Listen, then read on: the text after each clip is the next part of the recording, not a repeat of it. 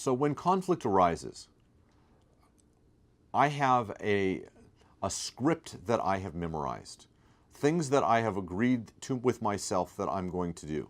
Because see, I don't trust myself with conflict.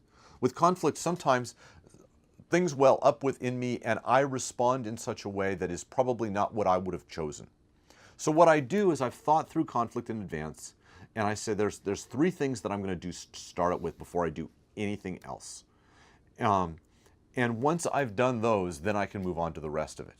Now, I would love to tell you that I have, because I lecture on conflict and because I've taught on this, I have never made any mistakes. I have learned this so well that I just never have any of these problems.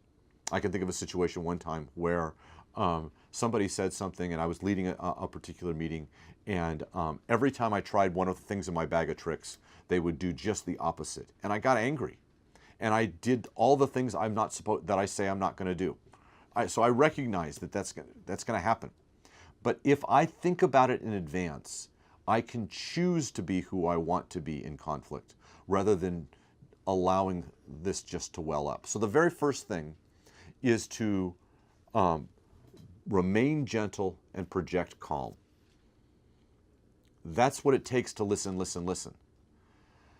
Whenever someone deals with conflict, I try to take an internal deep breath.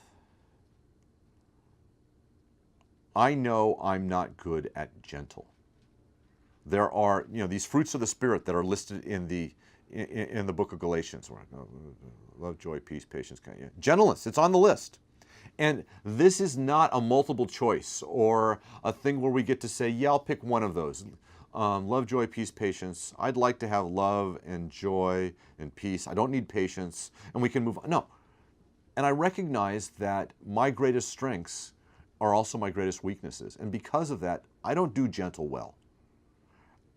As a matter of fact, what I needed to do at one point is I recognized that there was a year there where, maybe 15 months, where my whole spiritual discipline could be summarized in 2 words.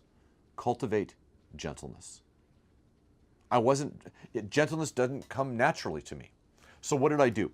Well, it started out during Lent, and I thought that I was just going to focus on this during Lent, and I would just kind of solve that problem and that we can move on. 40 days of Lent should be long enough to deal with this, and then I can move on. Well, what it was is Lent all the next year, and then Lent again. And that's how long it took me before I could feel like I could move on. And what happened is that I needed first and foremost to be able to be self-aware of when I'm not projecting gentleness. And so what ended up happening is that I had a 10, 12-year-old daughter at the time who liked beading. She would make these things out of beads. And she had made me a cross out of beads that was supposed to go on my keychain. And so I said, Elizabeth, this is what I'm going to do. I'm going to put that cross on my keychain. And every single time that I put my hand in my pocket, every time I feel that cross, what I'm supposed to ask myself is, am I presently projecting gentleness? And, you go through in and out of your office, I ended up putting my hand on my keys multiple times a day, probably 20 times a day. And in so doing, had to ask myself 20 times a day for days and days on end, are you projecting gentleness? Well, eventually, it stopped being something that I needed my keys to remind me of. It became more something that was in the front of my mind.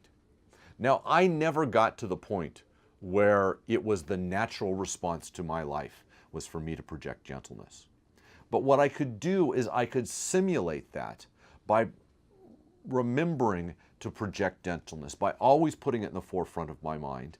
I could get to the point where I had cultivated a threshold competency in a particular fruit of the Spirit, and this one in gentleness. It was never going to be the thing that, and there's never going to be a place where someone says, okay, list the characteristics of Scott, and the first thing out of somebody's mouth is going to be gentle. That's just not going to happen.